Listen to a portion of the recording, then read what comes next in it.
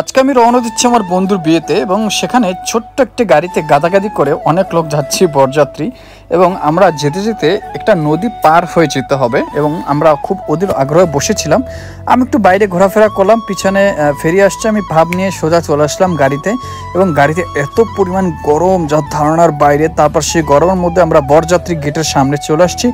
বরকে আমাকে ধরে রাখতে বলছি কিন্তু বর সোজা দেখতে পাচ্ছ গেটের দিক যাচ্ছে এবং বর কিন্তু খুব লজ্জা পাচ্ছিল এবং বরের যে শালিগুলো তাদের সাথে আমি সিগন্যাল মারার চেষ্টা করছিলাম কিন্তু সবগুলো আর বললাম না, ডিসকোয়ালিফাই। এরপরে আমরা নেক্সট প্ল্যানিং যেটা ছিল, আমাকে মেইন কাজটা ছিল আমাকে ভিডিও করা, কিন্তু ওখানে টাকা নিয়ে একটু ঝামেলা হয়েছিল। যাক 2000 টাকা দেওয়ার কথা সে দিয়ে দিছে, যাক এখানে এটা অলরেডি ক্লিয়ার।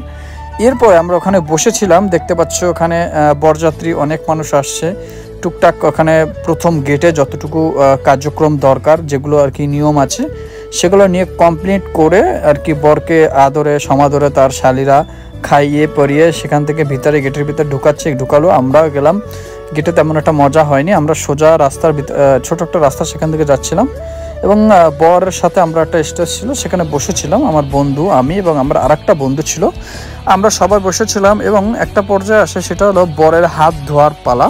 আমরা সবাই বসেছিলাম, হাত ধোয়ার পর্ব শেষ হওয়ার পরে খাবারের পর্ব আমরা সবাই খাচ্ছিলাম। আমার বন্ধু খাচ্ছিল, তার একটা ছোট্ট মেয়ে আসছিল, একটা ছোট্ট মামুনি, তাকে নিয়ে আসছিল, সে ছিল আমার বন্ধু ছিল এবং আমার বন্ধু বড়ও খাচ্ছে টুপি খুলে দেখতে পাচ্ছ এবং আমিও বসেছিলাম না, আমিও খাচ্ছিলাম, কিন্তু ওরা সবাই গরুর গোস্ত বা গরুর মুরগি দিয়ে খাচ্ছিল, আমি চিংড়ি মাছ ডিম দিয়ে খাচ্ছিলাম, যেহেতু আমি হিন্দু তাই খাচ্ছিলাম।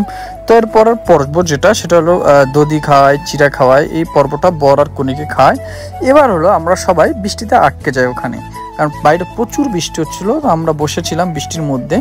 তো এরপরে অনেক মানুষজন ছিল, সবাই এক জায়গা হচ্ছিলাম। বৃষ্টির শেষে হলো নেক্সট শেষের যে পর্ব সেটা হলো কান্নাকাটির পর্ব। আমাদের ভাবি কান্নাকাটি করছিল, আমরা সবাই আগে থেকে দেখতে পাচ্ছ অনেক কিছু নিয়ে উঠতে হয়েছে, দেখতে পাচ্ছ যে পারে হাঁড়ি পাতিল আর অনেক কিছু ছিল। আমরা সবাই গরমে প্রায় আধামরা অবস্থায় সবাই, আবার মানে যখন গেছি তখনও প্রচুর গাদাগাদি করে গেছি, প্রচুর গরম ছিল।